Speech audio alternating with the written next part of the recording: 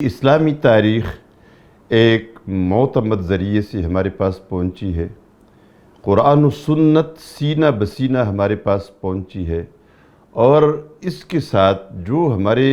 تاریخی واقعات ہے، جو غزوات رسول صلی اللہ علیہ وآلہ وسلم ہے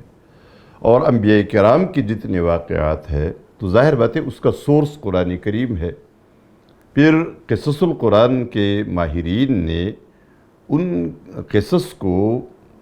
قرآن کریم سے جمع کر کے ایک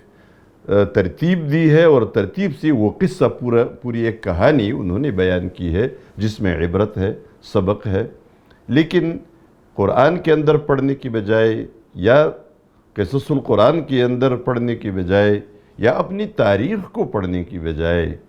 اس تاریخ کو ڈراموں میں جب تبدیل کیا گیا، تو اس کا جو حساس پوائنٹ ہے وہ یہ کہ وہ شخصیات، وہ ہماری ہیروز، خصوصاً انبیاء کرام علیہم السلام، جیسے ایک فلم حضرت یوسف علیہ السلام کے بارے میں، حضرت یعقوب علیہ السلام کے بارے میں، ان کے بھائیوں کے بارے میں موجود بھی ہے۔ اسی طرح جتنے بھی فلمیں اور خاکے بنے ہیں، ان تمام خاکوں کی کچھ خوبیوں کی باوجود اس میں جو بڑا نقصان ہے وہ یہ کہ پیغمبر کی شخصیت ہمارے دلوں کے اندر ایک باوقار اور ایک عظیم شخصیت ہوا کرتی ہے۔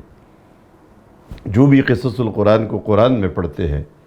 حضرت موسیٰ علیہ السلام کی کہانی، خصوصاً جو فلم بنی ہے حضرت یوسف علیہ السلام اور حضرت یعقوب علیہ السلام کے بارے میں، حضرت یوسف علیہ السلام کی شخصیت ہمارے دلوں کے اندر ایک پاکیزہ ترین ہستی، ایک بزرگ ترین ہستی، اور ایک ایسی ہستی جس کا دل کے اندر جو تصور بن جاتا ہے اور جو شکل بن جاتی ہے، وہ نہایت ہی محترم اور نہایت ہی مقدس اور نہایت ہی عظیم شخصیت بن جاتی ہے قرآن کو پڑھتے ہوئے، تاریخ کو پڑھتے ہوئے۔ لیکن اس شخصیت کی جگہ ایک فلمی ایکٹر لے لیتا ہے، اور پھر اسی شخصیت کو جو ایکٹر ہے، جو فلمی ایکٹر ہے، اس فلمی ایکٹر کو جب بھی لوگ دیکھتے ہیں تو اس کو وہی نام دیتے ہیں جس کا خاکہ اس نے بنایا ہوتا ہے۔ اس کی زندہ مثال وہ ارطغرل کا ڈرامہ بنا، اور وہ پھر مکہ مکرمہ میں گیا تھا، اور سارے لوگ کہہ رہے تھے ارطغرل آیا ہوا ہے اور وہ طواف کر رہا ہے، اور ابھی وہ سعی کر رہا ہے، اور ابھی وہ نماز پڑھ رہا ہے۔ اسی طرح جو انبیاء کے نام سے یہ فلمیں بناتے ہیں، یہ خاکے بناتے ہیں، ان تمام کے نتیجے میں انبیاء کرام کی شخصیتوں کا جو احترام ہے، جو وقار ہے، وہ مجروح ہوتا ہے۔ اس لیے یہ بنانا ناجائز ہے، یہ غلط ہے۔ اس پہ علماء نے، متقدمین علماء سے جب پوچھا گیا تو انہوں نے اس پہ جوابات جو دیے ہیں وہ بھی یہ بتاتے ہیں کہ یہ جائز نہیں ہے۔ دوسری طرف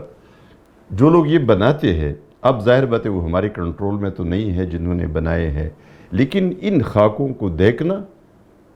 ہم سب کے لیے جائز نہیں ہے، کیونکہ ہمارے ذہنوں میں، خصوصاً ہماری نوجوان نسل کے ذہنوں میں، اپنے تاریخ کو پڑھے بغیر، قرآن کو پڑھے بغیر، سنت کو پڑھے بغیر، ان کی اصل شخصیت اور اصل کارناموں کو پڑھے بغیر ایک ایکٹر کے ذریعے جو تصور بیٹھتا ہے، یہ تصور ٹھیک نہیں ہے۔ ہماری نئی نسل کے ذہنوں میں وہ ان ایکٹروں کے تصور آ جائیں گے، ان کا احترام آ جائے گا، جیسے لوگ احترام کرنے لگے ہیں۔ یہ فلان ہے، یہ فلان ہے، میں وہ نام اس لیے نہیں لینا چاہتا کہ یہ مناسب نہیں سمجھتا کہ میں کسی ایکٹر کے لیے نبی کا، رسول صلی اللہ علیہ وسلم کا، اور کسی بھی پیغمبر کا، یا کسی بھی ہمارے جو ہیروز گزرے ان کا نام استعمال کروں۔ میں اپنے نوجوانوں سے بھی اپیل کرتا ہوں کہ اپنے آپ کو کتابیں پڑھنے کا عادی بنائے، قرآن کو سیکھے، قرآنی قصص کو قرآن ہی سے سیکھے یا تفسیروں سے سیکھے، اور اپنے جو تاریخ پر ہماری کتابیں لکھی ہے، ہماری ہیروز کی کہانیاں لکھی ہے، ہماری تاریخ بڑی سرسبز و شاداب ہے، ہیروز سے بری ہوئی تاریخ ہے۔ یہ صرف ایک ڈرامہ نہیں ہے جو آپ دیکھ کے اپنے تاریخ کو معلوم کر لیں گے۔ چاہیے یہ کہ ہم اپنے ہیروز کو ایکٹروں میں نہ بدلے، اپنے ہیروز کو انہی ہیروز کی جو اصل تاریخ ہے اسی کو ہم پڑھیں اور اسی سے ہم اس کو سیکھیں۔